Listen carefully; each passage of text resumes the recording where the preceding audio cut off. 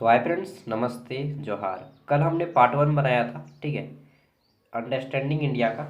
और अभी हम लोग करने वाले हैं पार्ट 2। ओके, तो पहले मैं इसको थोड़ा सा फिक्स कर लेता हूँ। चलिए, तो पार्ट 1 में हमने 1 से 50 क्वेश्चन किया था।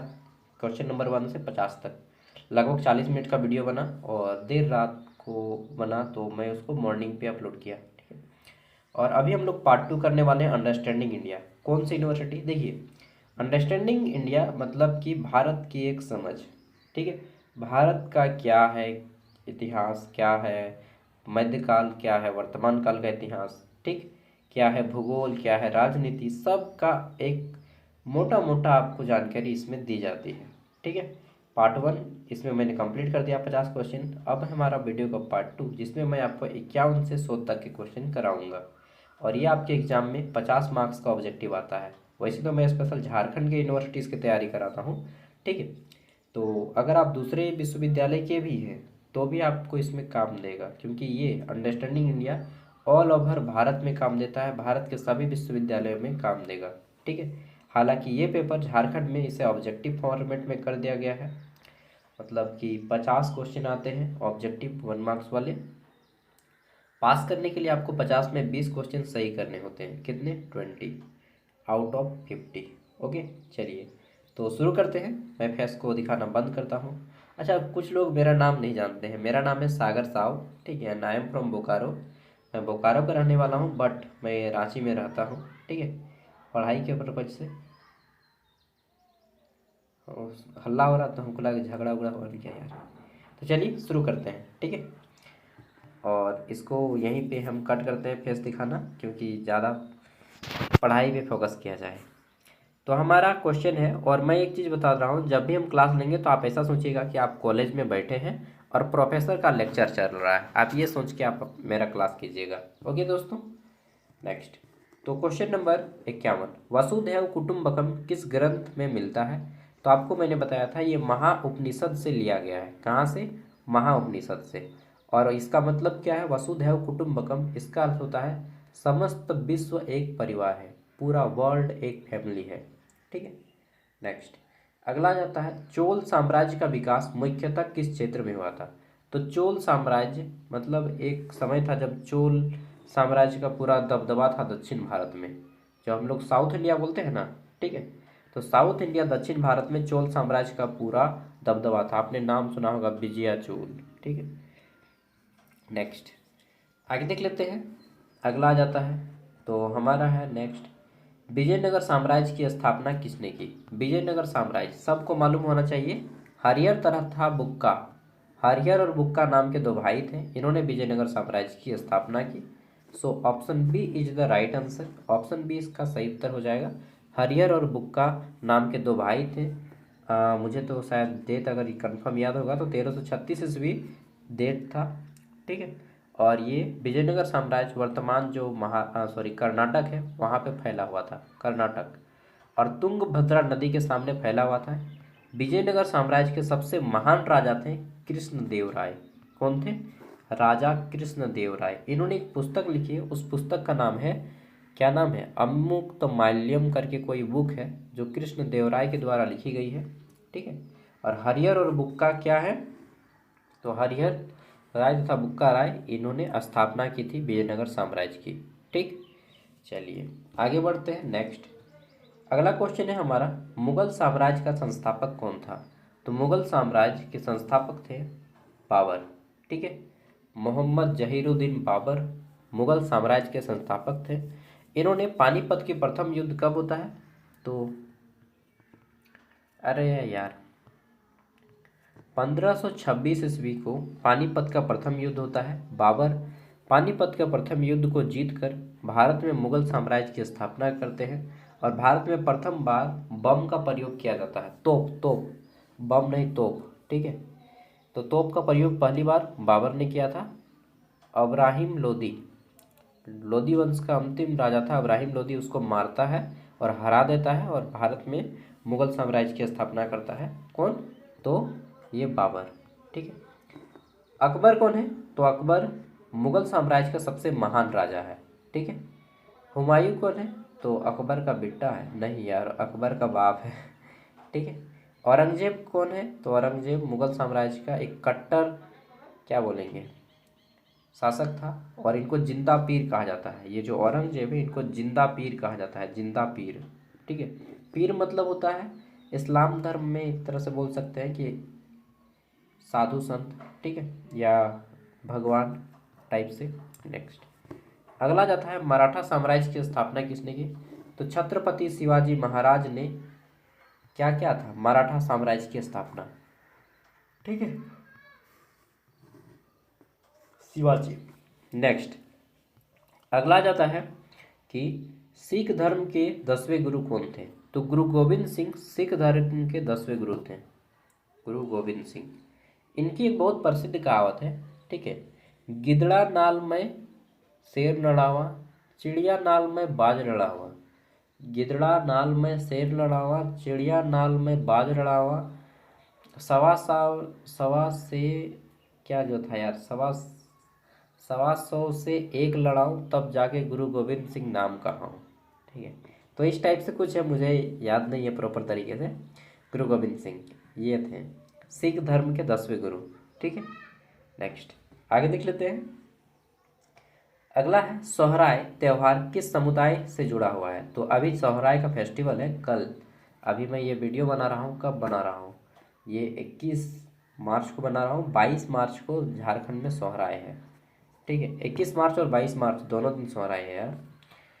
ठीक है, झारखंड में अभी सोहराय चल रहा है, तो झारखंड में ही मनाए जाते हैं संथाल ट्राइब के द्वारा। हालांकि पूरा झारखंड मनाया जाता है, लेकिन विशेष रूप से ये संथाल ट्राइब का फेस्टिवल होता है। ठीक है, नेक्स्ट और सोहराय में जो होता है सरहुल से बना, 1 मिनट, सोहराय है जी हाँ सोहराय है, अभी सरहुल मनाया जा रहा है, सॉरी सरहुल। सरहुल में क्या होता है, सरई का जो फूल होता है, ठीक, सरई का फूल उसकी पूजा की जाती है। और सोहराय में बैल की पूजा की जाती है, ठीक है, बैल का।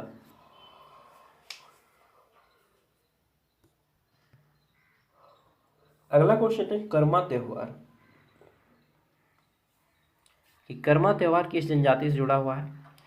तो देखिए वैसा कुछ खास नहीं है, झारखंड में यह त्यौहार मनाया जाता है, और यहाँ पे कर्मा सब लोग मनाता है, उरांव लोग भी मनाता है, मुंडा भी मनाता है, संथाल भी मनाता है। तो इसको सही आंसर हम नहीं लिखेंगे, सही आंसर लिखेंगे झारखंड के लोगों के द्वारा कर्मा मनाया जाता है। ठीक है, इनमें सब सही है, गोंड नहीं होगा, गोंड तो झारखंड में है ही नहीं, तो ये तो होगा ही नहीं। ऐसा हो सकता है कि इनमें से कौन सा त्यौहार कर्मा उत्सव इनमें से किस जनजाति के द्वारा नहीं मनाया जाता है, तो गोंड। ठीक है, देखिए मैं इसको खुद से बता रहा हूँ। चलिए, नागर शैली का मंदिर किस क्षेत्र में अधिक पाया जाता है? तो कल मैंने बताया था कि उत्तर भारत में नागर शैली का मंदिर मिलता है। कहाँ पे? उत्तर भारत में नागर शैली का मंदिर मिलता है, दक्षिण भारत में द्रविड़ शैली का मंदिर मिलता है। ये जो दक्षिण भारत है, साउथ इंडिया, यहाँ पे आपको द्रविड़, द से द्रविड़, द से दक्षिण, दोनों का द आता है। ठीक है, द्रविड़ शैली का मंदिर आपको मिलेगा दक्षिण भारत में, द्रविड़ शैली, और नागर शैली का उत्तर भारत में, और एक आता है बेसर शैली जो कि दोनों का मिला जुला रूप है। अगला जाता है द्रविड़ शैली किस क्षेत्र में विकसित हुई? ठीक है, द्रविड़ शैली किस क्षेत्र में विकसित हुई? Dravid style develop in which region? तो देखिए दक्षिण भारत में द्रविड़ शैली विकसित होती है। ठीक है, अभी मैंने बताया है दक्षिण भारत में द से द्रविड़, द से दक्षिण। ठीक है, अजंता की गुफाएं किस राज्य में स्थित है? तो महाराष्ट्र। ठीक है, महाराष्ट्र के किस जिले में? तो महाराष्ट्र के औरंगाबाद जिले में अजंता की गुफाएं और एलोरा की गुफाएं।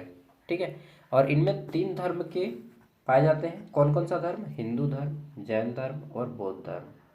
ठीक है, 3 धर्म के चित्र पाए जाते हैं।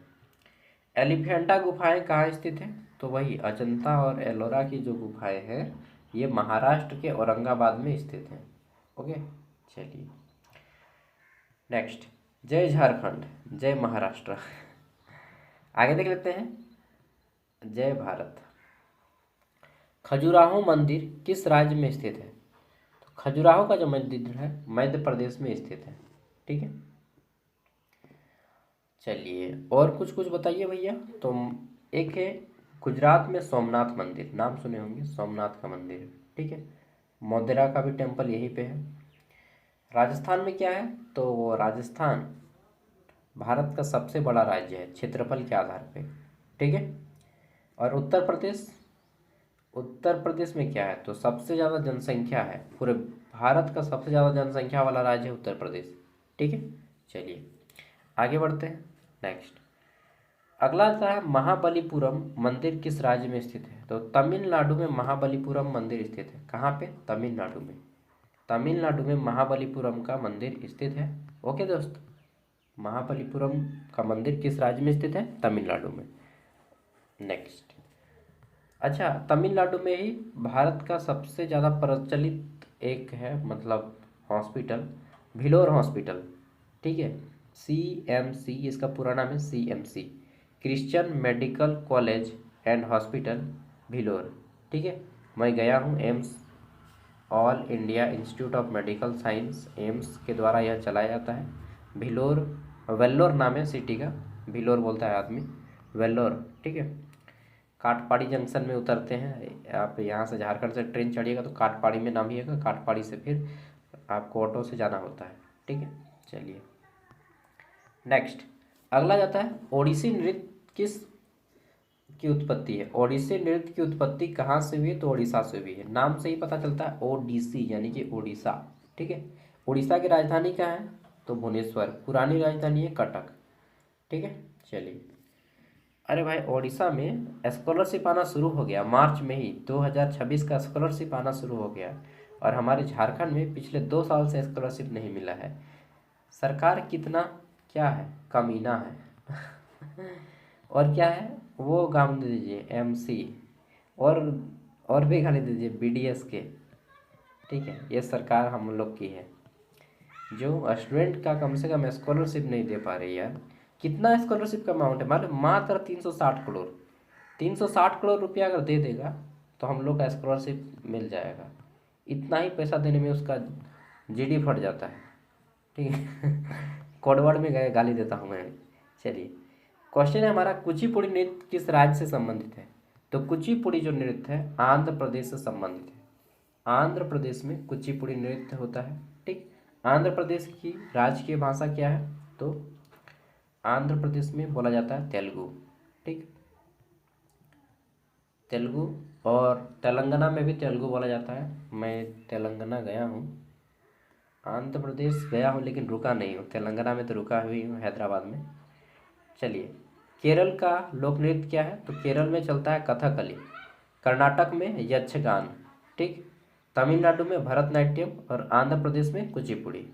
चलिए नेक्स्ट आगे देख लेते हैं, मणिपुर नृत्य किस राज्य से संबंधित है, तो मणिपुरी है तो मणिपुर होगा, मणिपुरी तो मणिपुर, ठीक। असम में कौन सा नृत्य होता है, तो असम में होता है सत्रिया, नाम है नृत्य का सत्रिया, ठीक। नेक्स्ट आगे देख लेते हैं। नेक्स्ट तो अगला जाता है भारतीय शास्त्रीय संगीत के कितने प्रमुख प्रकार हैं, तो भारतीय शास्त्रीय संगीत के प्रमुख 2 प्रकार हैं। कितने, 2।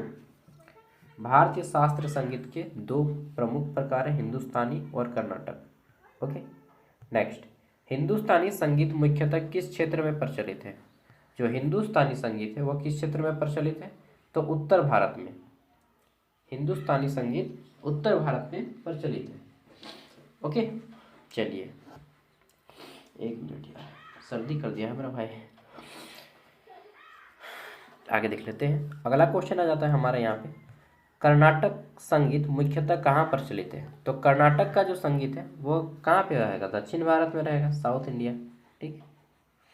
नेक्स्ट अगला जाता है जालियांवाला बाग हत्याकांड कब हुआ था, तो मैंने बताया था 13 अप्रैल 1919 को जालियांवाला बाग हत्याकांड हुआ था। कहाँ पे, अमृतसर में, पंजाब का एक शहर है अमृतसर, बहुत फेमस शहर है, बहुत फेमस, ठीक है। वहीं पे ये कांड हुआ था, ठीक है, जालियांवाला बाग हत्याकांड, ठीक है। 1920 में क्या हुआ था, तो असहयोग आंदोलन हुआ था, असहयोग। 1930 में क्या हुआ था, तो सविनय अवज्ञा आंदोलन हुआ था, जिसको हम लोग डांडी यात्रा भी बोलते हैं या नमक सत्याग्रह, डांडी यात्रा या नमक सत्याग्रह भी बोलते हैं। 1942 में क्या हुआ था, तो भारत छोड़ो आंदोलन हुआ था, ठीक है। चलिए गांधी जी ने नमक सत्याग्रह कब शुरू किया? तो गांधी जी ने नमक सत्याग्रह अभी मैंने बताया 1930 में शुरू किया। गांधी जी के साथ 78 गो लोग चल रहे थे उनके साथ पीछे पीछे। 500 रुपये के नोट पे पहले के, अब जो 500 रुपये बड़ा वाला नोट था उसमें छापा भी था, दिखाया गया था कि गांधी जी चल रहे हैं, उसके पीछे पीछे 78 गो व्यक्ति चल रहा है, कितना 78। और इसको नमक सत्याग्रह इसलिए कहा जाता है मेरे दोस्त, क्योंकि अंग्रेज लोग ना नमक पर टैक्स लगा दिया था। तो बोलता है ठीक है तुम नमक पर टैक्स लगाएगा, चलो हम नमक सत्याग्रह करते हैं, ठीक है। तो फिर उन लोग नमक सत्याग्रह करने लगा, ठीक है। गांधी जी ने नमक सत्याग्रह शुरू किया। और फिर डांडी नाम का एक स्थान है, डांडी कहाँ पे है? गुजरात का एक जिला है डांडी। वहाँ पे जाता है और फिर अपने हाथों से नमक बनाते हैं और नमक कानून को तोड़ते हैं, ठीक। चलिए, और फिर जाके ये नमक सत्याग्रह टूटता है, मतलब नमक कानून टूटता है, ठीक है। 1930 में नमक सत्याग्रह हुआ था। अहमदाबाद के साबरमती आश्रम से यात्रा करना शुरू किए थे। अहमदाबाद भी गुजरात में है क्योंकि गांधी जी गुजरात के थे, ठीक है। तो मैक्सिमम काम गांधी जी का गुजरात में ही हुआ है। अगला है, भारत को स्वतंत्रता कब मिली? When did India gain freedom? तो 14 और 15 अगस्त की मध्य रात्रि को भारत को स्वतंत्रता मिल जाती है, ठीक। नेक्स्ट आगे देख लेते हैं अगला क्वेश्चन। एक मिनट यार, क्वेश्चन रहता है, भारत के संविधान निर्माता माने जाते हैं Bhimrao Ambedkar. Doctor B R Ambedkar भारतीय संविधान का पितामह कहा जाता है, ठीक है। और ये ड्राफ्टिंग कमेटी, ड्राफ्ट मतलब होता है छापना, ठीक है। मसौदा कमेटी या ड्राफ्टिंग कमेटी या प्रारूप समिति भी बोलते हैं। ड्राफ्टिंग कमेटी बोलिए या मसौदा समिति बोलिए या प्रारूप समिति बोलिए, ठीक है। तीनों एक ही नाम है, इंग्लिश में बोलते हैं ड्राफ्टिंग कमेटी, हिंदी में बोलते हैं प्रारूप समिति।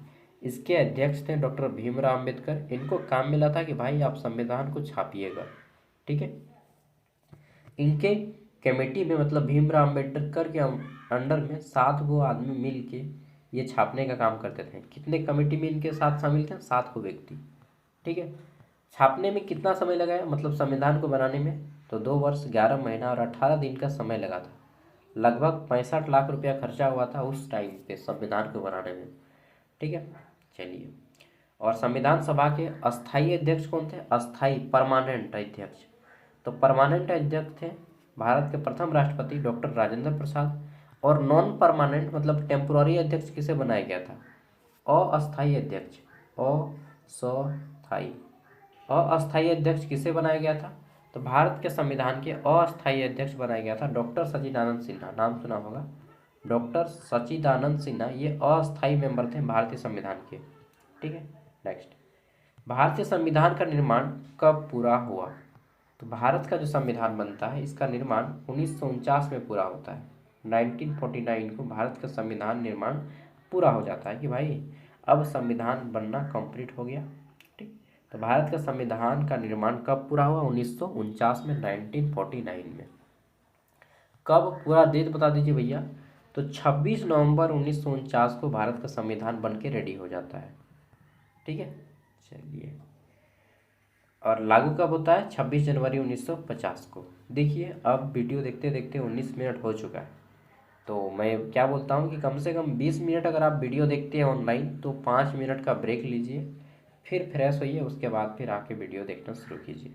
तो चलिए, मैं भी फ्रेश होता हूँ, आके 5 मिनट बाद वीडियो बनाता हूँ, वीडियो को रोक देता हूँ, ठीक है। बाय बाय, आते हैं 5 मिनट में। चलिए, देखिए मैं क्यों बोलता हूँ ब्रेक लेने के लिए। मैं ब्रेक लेने के लिए सेम बोलता हूँ मेरे दोस्त, क्योंकि 20 मिनट का देखने के बाद हमारी आंखें थक जाती हैं और फिर बाहर जाके देखने से हमारी आंखों को रिलैक्स मिलता है। अदरवाइज हमारी आंखें सामने देखने की हो जाती हैं आदि, और फिर हो जाता है हमें मायोपिया, यानी कि निकट दृष्टि दोष हमें हो जाती है। चलिए आगे देख लेते हैं।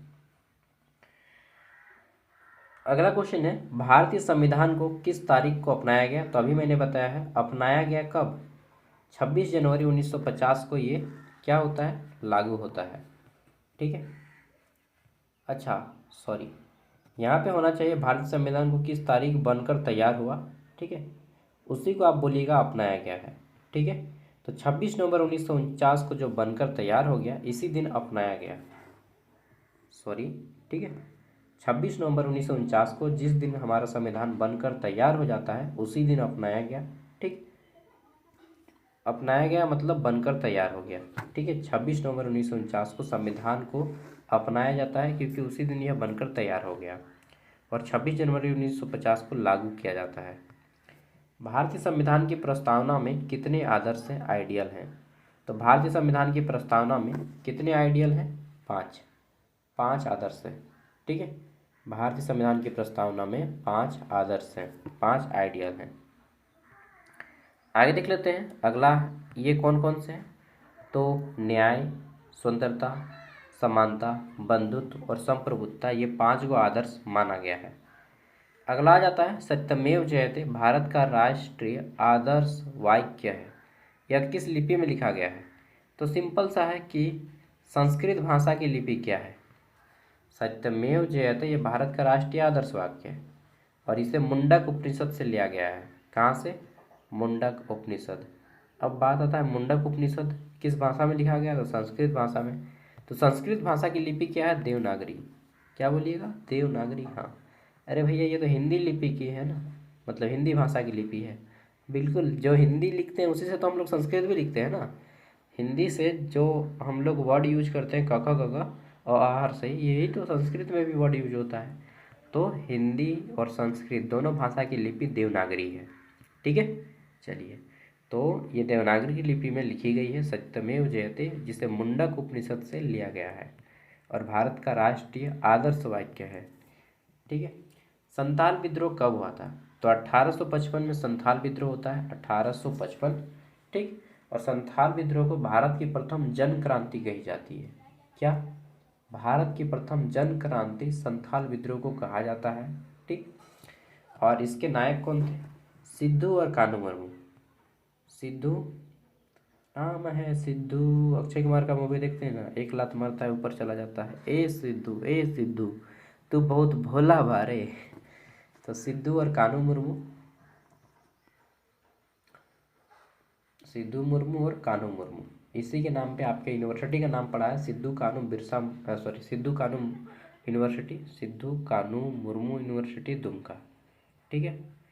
चलिए, झारखंड के 6 जिलों में ये यूनिवर्सिटी कवर करती है संथाल विद्रोह। और इनके साथ 2 गो और बहनें हेल्प की थी। सिद्धू कान्हू मुर्मू के साथ 2 बहनें हेल्प किए थे जिनका नाम था फूलो और झानो। क्या नाम है? फूलो और झानो, फूलो झानो मुर्मू, ठीक है। चांद भैरव नाम के भी 2 व्यक्ति थे जो इनकी हेल्प किए थे। तो ये हो गया 1855। 1857 में क्या हुआ था? तो विद्रोह हुआ था, सैनिक विद्रोह। नेक्स्ट अगला आ जाता है चिपको आंदोलन किससे संबंधित है? तो चिपको आंदोलन उत्तराखंड में वन संरक्षण से संबंधित है, ठीक है। चिपको आंदोलन उत्तराखंड में वन संरक्षण से संबंधित है। वनों की कटाई से महिलाएं वनों को बचाने के लिए खुद क्या करते थे? तो पकड़ के मतलब पकड़ के अपने चारों ओर घूम जाते थे, ठीक है, पेड़ के, कि भाई पेड़ को काटने से पहले हमको काटना होगा यार।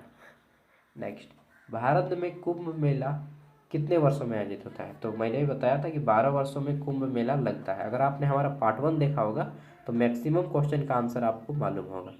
और कुंभ मेला भारत में 4 जगह पे लगता है, बताया था नाम चारों का, फिर से बता देता हूँ। एक है प्रयागराज, जिसको पहले इलाहाबाद के नाम से जाना जाता था, ये पड़ता है यूपी में, यूपी उत्तर प्रदेश। एक है उत्तराखंड में हरिद्वार, ये है उत्तराखंड, ठीक। यूके, यूनाइटेड किंगडम नहीं, उत्तराखंड, उत्तराखंड हरिद्वार में लगता है।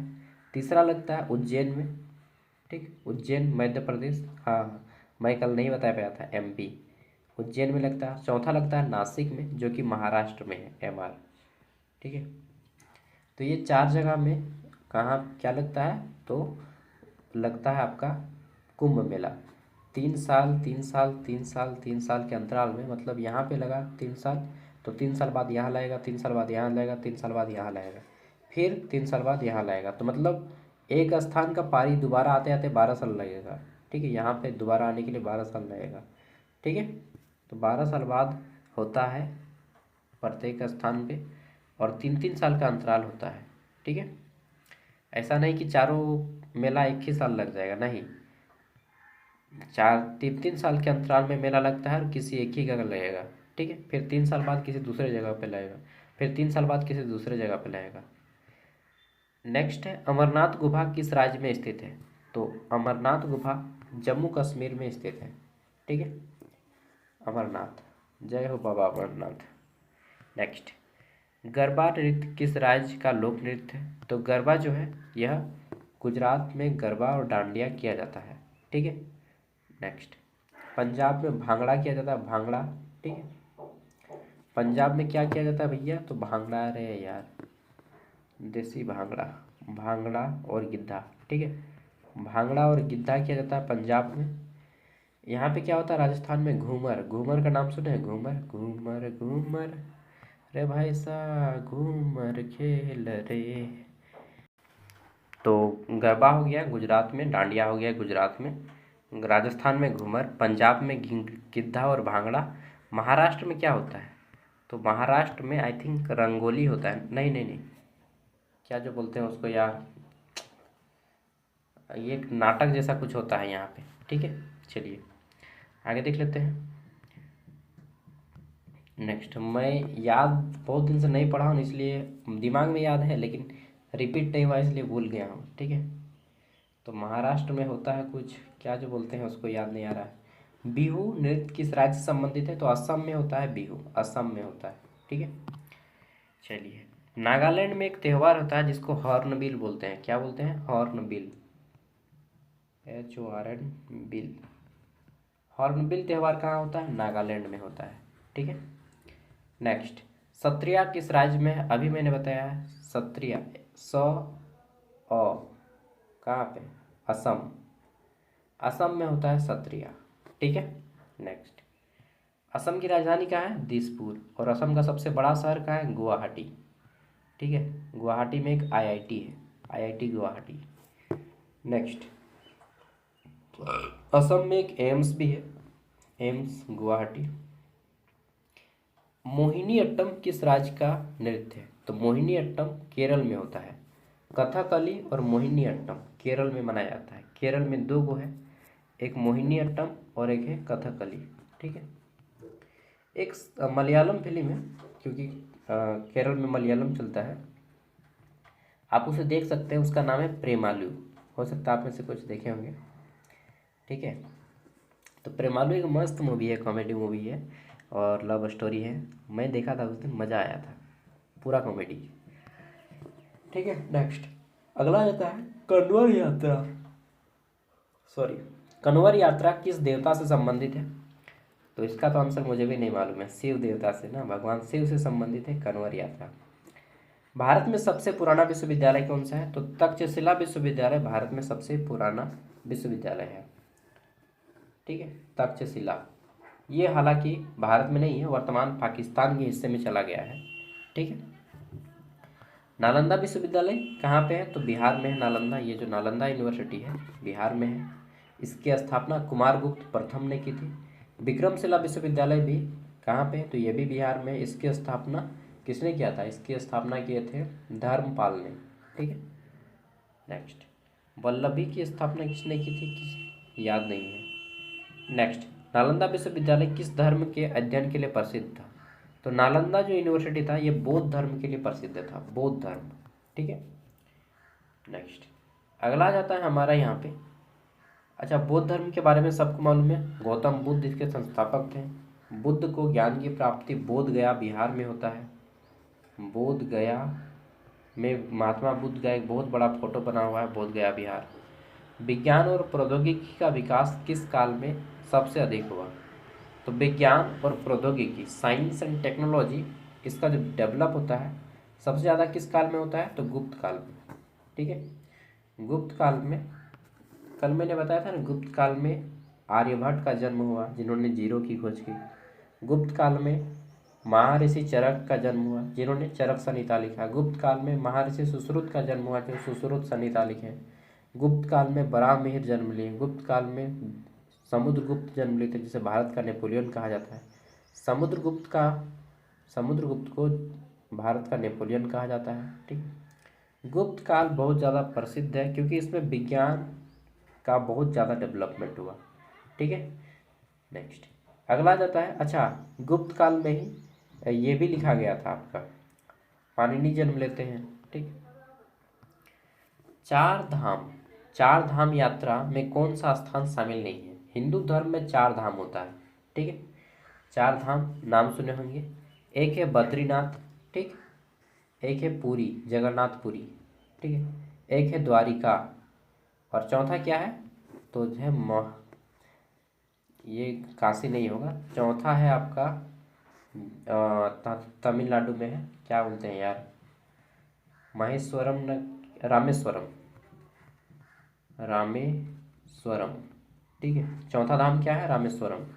तो ये चार धाम है हिंदू धर्म में, बद्रीनाथ, पुरी, द्वारिका, रामेश्वरम। ठीक है, रामेश्वरम तमिलनाडु में है। नेक्स्ट, सांची का स्तूप किस धर्म से संबंधित है? तो सांची का स्तूप किस धर्म से संबंधित है? तो ये बौद्ध धर्म से संबंधित है। और ये सांची कहाँ पे है?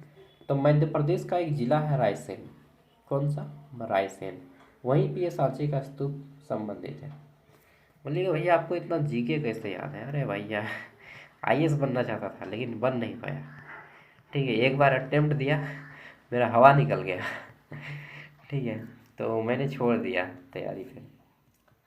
चलिए नेक्स्ट, कोई ऐसा बात नहीं है, मैं शुरू से ही जीके पढ़ रहा था। मैं 2017 से ही जीके पढ़ा करता था डेली डेली। 2017 से लेकर के 25 तक पूरा तैयारी किया हूँ गवर्नमेंट जॉब का। नहीं लगा है नौकरी, ठीक है, झूठ नहीं बोलूँगा।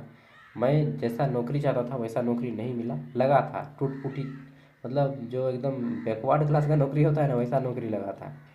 ठीक है, कॉन्ट्रेक्चुअल नौकरी लगता था, तो 1 महीना करते थे, 2 महीना करते थे, छोड़ देते थे। जैसे कि एनआईटी जमशेदपुर में एक जॉब लगा था कॉन्ट्रेक्चुअल, 25,000 मिलता था और इतना खटाता था कि बाप बोल देते थे वहीं। तो 4-5 दिन किए, उसके बाद हम बोले भैया नहीं होगा हमसे, रिजाइन दे रहे हैं। ठीक है, और मतलब बात करने का तरीका भी नहीं सही था। उन लोग बात करता था ऐसा जैसे कि मानो बाप के घर से पैसा दे रहा है। गवर्नमेंट का जॉब था फिर भी सारा लोग ऐसा बात करता था। ठीक है, तो मैं छोड़ दिया है, जॉब अच्छा नहीं लगा।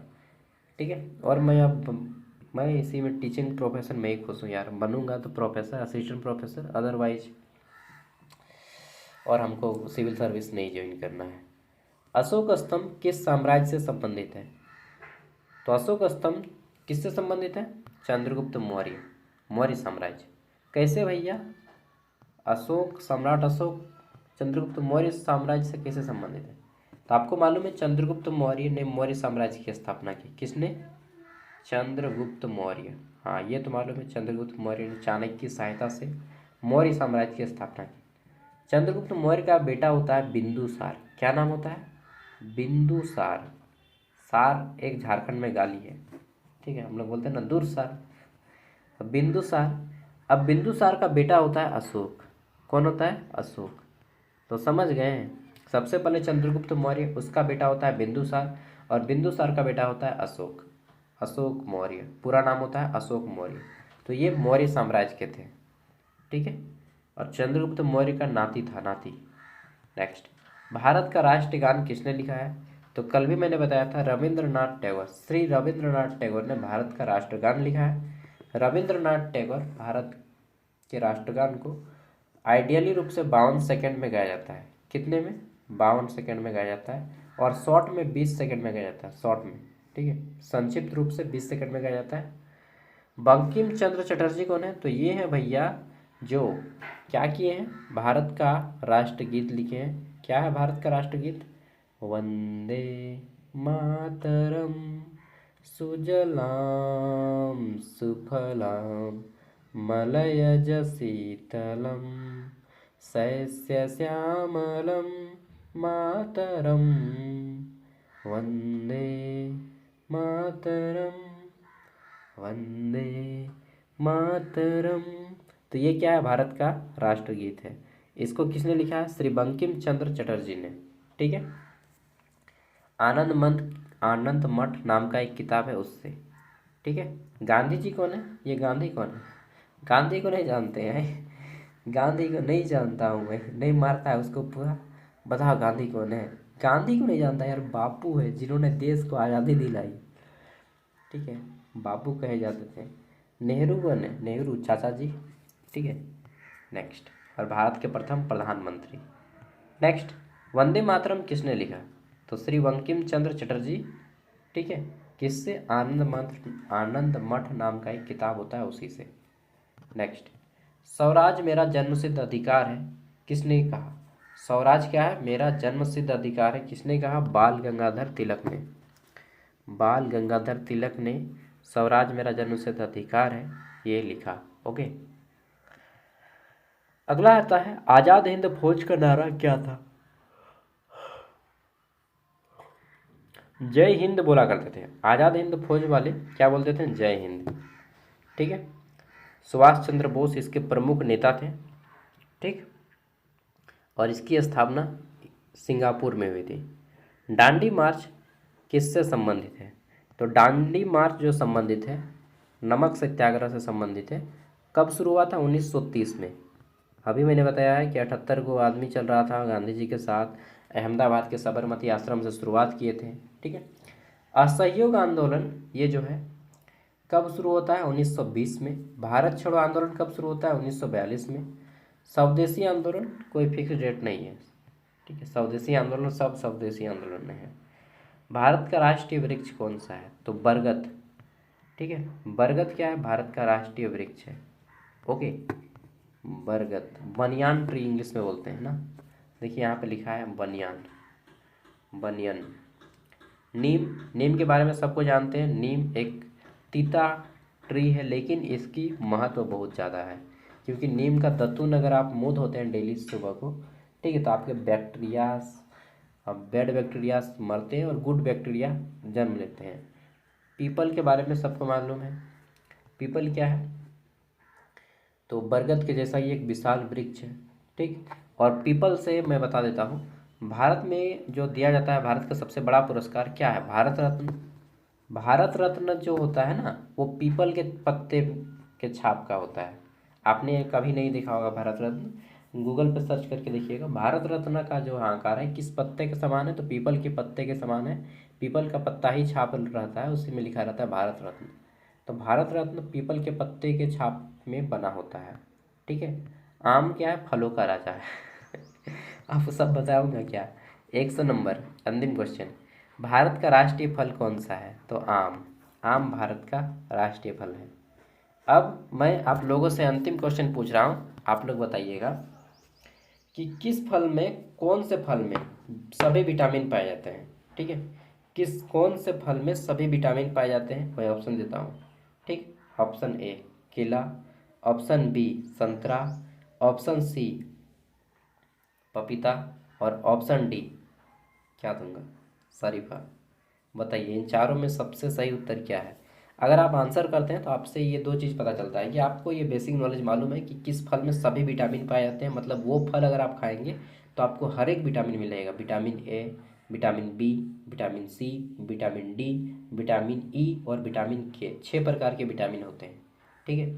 इसमें भी विटामिन बी कॉम्प्लेक्स जो होता है, विटामिन B12 से भरपूर रहता है, वो भी इसमें पाया जाता है। यानी कि सभी विटामिन इसमें मिलेगा आपको, और वो कौन सा फल है, ठीक है। तो यहाँ तक आपने वीडियो देखा है, इसके लिए धन्यवाद। अगर आपको ज्ञान सागर ऐप इंस्टॉल करना है, अगर आप SKMU दुमका की यूनिवर्सिटी हैं, या फिर रांची यूनिवर्सिटी है, या NPU के, अगर ये 3 यूनिवर्सिटी से बिलोंग करते हैं तो आपको ज्ञान सागर ऐप इंस्टॉल करना चाहिए। इसका लिंक वीडियो का डिस्क्रिप्शन में है, मैंने पार्ट 1 में बताया है। अगर आपने पार्ट 1 को नहीं देखा है तो देख लीजिएगा, पूरा डिटेल में बताया है। और इसका PDF मैं इसी वीडियो का डिस्क्रिप्शन बॉक्स में दे दूँगा। ओके दोस्तों, bye bye, good night. Vande Mataram. जोहार झारखंड।